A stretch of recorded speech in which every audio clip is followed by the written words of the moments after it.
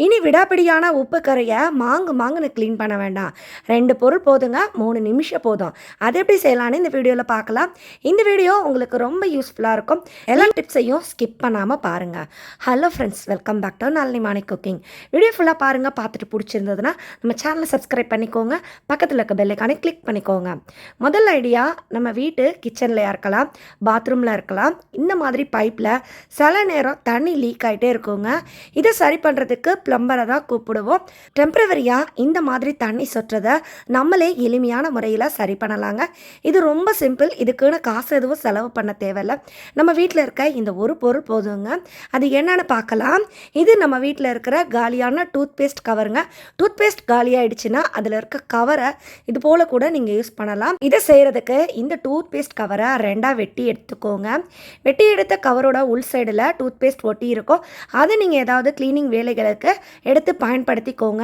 இப்போ இந்த பேஸ்ட் கவரோட மேல் பாகத்தை தான் நம்ம பயன்படுத்தணும். இந்த மேல் பாகத்தை எந்த பைப் லீக் ஆகுதோ அதில் மாட்டி விட்டுருங்க. இதில் உங்களுக்கு கொஞ்சம் கேப் இருக்கும். அதில் வழியாக நமக்கு தண்ணியும் லீக் ஆகும். தண்ணி திறக்கும் போது இது கலண்டு விழவும் வாய்ப்பு இருக்குது.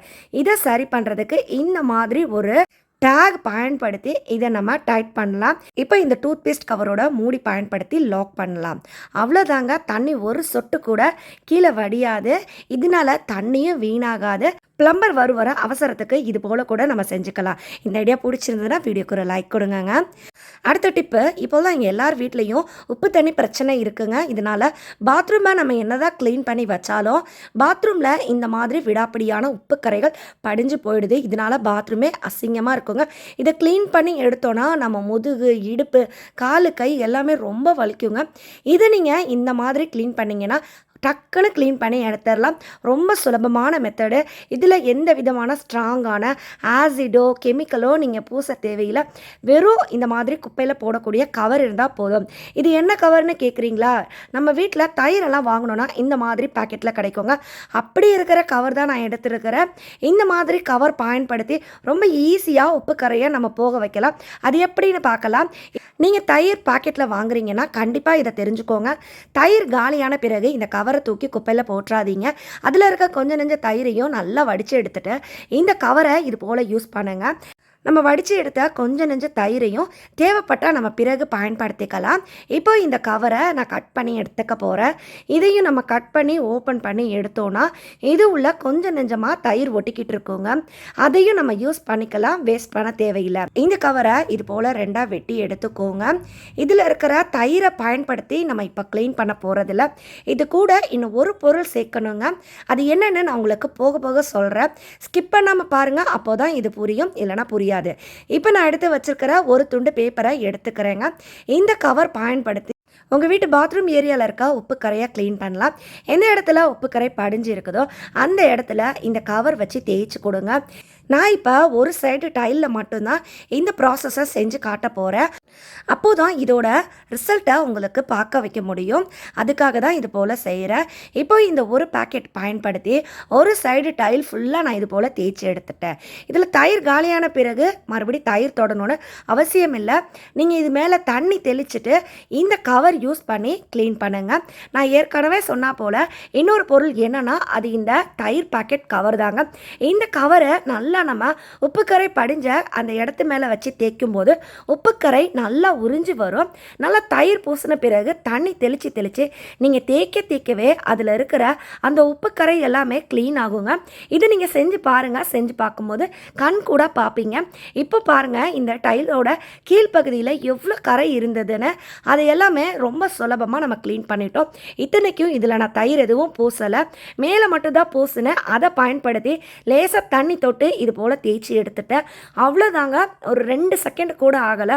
ரொம்ப ஈஸியாக க்ளீன் பண்ணியாச்சு. இந்த மாதிரி உங்கள் டைல்ஸை க்ளீன் பண்ண பிறகு இந்த மெத்தடையும் மறக்காமல் செய்யணும்.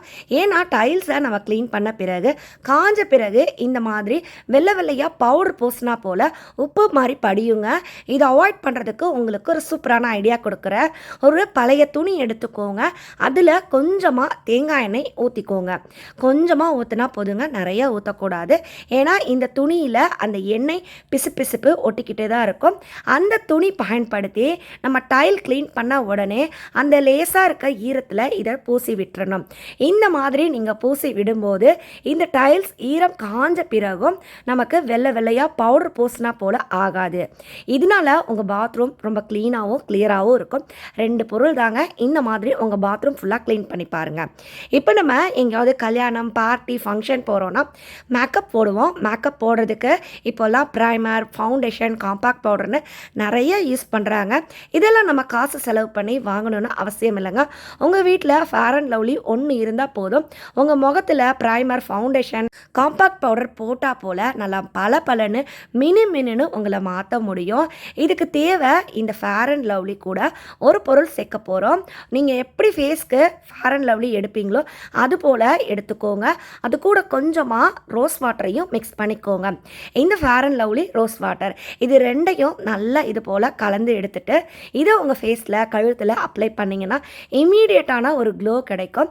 நல்ல ஒரு பளபளப்பு மினுமினுப்பு இருக்குங்க.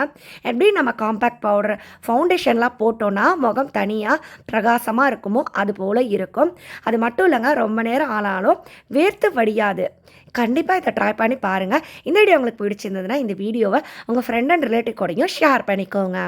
இப்போ நம்ம பார்க்க போகிறது உங்கள் பூஜை அறைக்கு தேவையான யூஸ்ஃபுல்லான டிப்புங்க. சாம்பிராணி பாக்கெட் உள்ள ஊதுபத்தி கவரில் போட்டு இருக்கோங்க. அந்த கவரை நம்ம ஓப்பன் பண்ண பிறகு இந்த ஊதுபத்தியோட வாசனை வெளியில் போயிடும். இதனால நம்ம ஊதுபத்தி ஏற்றினாலும் வாசனை ரொம்ப நேரத்துக்கு இருக்கவே இருக்காது. இந்த ஊதுபத்தியை இது போல் கவரில் போட்டு வைங்க. இது என்னென்னா, குழந்தைங்க பபிள்ஸ் வாங்கி விளையாடுவாங்க. அந்த பபிள்ஸோட லிக்விட் காலியான பிறகு அந்த பாட்டிலை நல்லா வாஷ் பண்ணிவிட்டு இந்த மாதிரி ஊதுபத்தி போட்டு வைக்கிற ஒரு பாக்ஸ் போல் இதை பயன்படுத்தலாம். நீங்கள் பூஜை அறையில் வச்சா சரி, இல்லை கோவிலுக்கெல்லாம் எடுத்துகிட்டு போகணுன்னாலும் இது போல் எடுத்துகிட்டு போகலாங்க. இதையும் நீங்கள் ட்ரை பண்ணி பாருங்கள். வேஸ்டான பொருள்னு இனி இதை தூக்கி போட தேவையில்லை. நம்ம வீட்டில் குழந்தைங்கலேருந்து பெரியவங்க வரைக்கும் எல்லாருக்குமே இடுப்பு வலி, முதுகு வலி, கால் வலி அப்படின்னு பல பிரச்சனை இருக்குங்க. இதை சரி பண்ணுறதுக்கு வாரம் ஒரு முறை இல்லை வாரத்துக்கு 2 முறை கருப்பு உளுந்தை இது போல் பயன்படுத்துங்க. கொஞ்சமாக எண்ணெய் விட்டுட்டு கருப்பு உளுந்து இது போல் வறுத்து எடுத்துக்கோங்க. உளுந்து வறுப்பட்டுருச்சா இல்லையான்னு தெரியறது அப்படிங்கிறதுக்காக கொஞ்சம் வெள்ளை உளுந்தையும் இது கூட சேர்த்து நல்லா மிக்ஸ் பண்ணிவிடுங்க. வெள்ளை உளுந்து லேசாக நிறம் மாறி வரும். அந்த ஸ்டேஜில் நல்லா வாசனை வரும். அப்போது அடுப்பு ஆஃப் பண்ணிவிட்டு இதை ஆற வச்சுடுங்க. இதை ஒரு மிக்ஸி ஜாரில் பவுடர் பண்ணி எடுத்துக்கோங்க. இந்த பக்கத்தில் நம்ம சட்னி செய்கிறதுக்கு தேவையான வெங்காயம், தக்காளி, பூண்டு, வரமிளகாய் இதெல்லாம் நல்லா வதக்கி எடுத்துக்கோங்க. இந்த வதக்கி எடுத்த இந்த பொருளை நம்ம அரைச்சி வச்சிருக்கிற உளுந்து பொடியோடு சேர்த்துக்கலாம். இந்த மாதிரி உளுந்து சட்னி குழந்தைங்கள்லேருந்து பெரியவங்க வரைக்கும் சாப்பிடும்போது இரும்பு சத்து உடம்புக்கு கிடைக்குங்க. இரும்பு சத்து, கால்சியம்னு இதில் பலவிதமான சத்துக்கள் இருக்குது. இது நமக்கு வரக்கூடிய இடுப்பு வலி, முதுகு வலி, கால் வலி, முட்டி வலி போன்ற பிரச்சனைகளை தவிர்க்குங்க. வாரம் 2 முறை கண்டிப்பாக இந்த சட்னியை செஞ்சு சாப்பிடுங்க. இட்லி, தோசை, சப்பாத்திக்குன்னு ரொம்ப பொருத்தமாக இருக்குங்க. கண்டிப்பாக இதை ட்ரை பண்ணி பாருங்கள். நம்ம வீட்டில் இந்த மாதிரி கரண்டியை வதக்குறதுக்கு பயன்படுத்துவோம். என்னதான் இந்த கரண்டியை நீங்கள் சோப்பு வச்சு தண்ணி ஊற்றி க்ளீன் பண்ணாலும் இதில் இருக்கிற அந்த எண்ணெய் பிசுபிசுப்பு, மசாலா கரை இதெல்லாம் போகவே போகாதுங்க. இதை நீங்கள் க்ளீன் பண்ணுறதுக்கு எப்போல்லாம் நீங்கள் இந்த கரண்டியை வாஷ் பண்ணி எடுக்கிறீங்களோ வாஷ் பண்ண பிறகு இந்த மாதிரி நெருப்பில் கொஞ்சம் நேரம் காட்டுங்க. டைரெக்டாக அப்படியே காட்டிக்கிட்டே இருக்கக்கூடாது. லேசாக இந்த மாதிரி காமிச்சு திருப்பிக்கிட்டே இருக்கணும். லேசாக ஒரு பக்கம் காட்டணும், அடுத்த பக்கம் திருப்பணும். இது போல் நீங்கள் காட்ட காட்ட அதில் இருக்கிற அந்த எண்ணெய், மசாலா எல்லாமே உங்களுக்கு கொஞ்சம் கொஞ்சமாக வெளியில் லீக் ஆகும். இந்த மாதிரி நீங்கள் அடிக்கடி ஒரு வாரம் ஒரு முறை அப்படின்னு இதை க்ளீன் பண்ணிட்டீங்கன்னா அதில் எந்த விதமான எண்ணெய் கரையோ மசாலா கரையோ இருக்காது. ஏன்னா இதை நம்ம அடுத்த முறை பயன்படுத்தும் போது இதில் நிறைய பாக்டீரியா, கிருமியெல்லாம் இருக்குங்க. அதனால் இதை இந்த மாதிரி ஹீட் பண்ணி யூஸ் பண்ணுங்கள். நமக்கும் இதனால் எந்த இன்ஃபெக்ஷனும் வராது. நான் சொன்ன எந்த வீடியோ உங்களுக்கு பிடிச்சிருந்ததுன்னு கமெண்ட்டில் சொல்லுங்கள். வீடியோ பிடிச்சா லைக் பண்ணுங்கள், நிறைய பேருக்கு ஷேர் பண்ணுங்கள், நம்ம சேனலை சப்ஸ்கிரைப் பண்ணிக்கோங்க. நான் மறுபடியும் உங்களை அடுத்த ஒரு சூப்பரான வீடியோவில் சந்திக்கிறேன். அது வரைக்கும் பாய் ஃப்ரெண்ட்ஸ். தேங்க்ஸ் ஃபார் வாட்சிங்.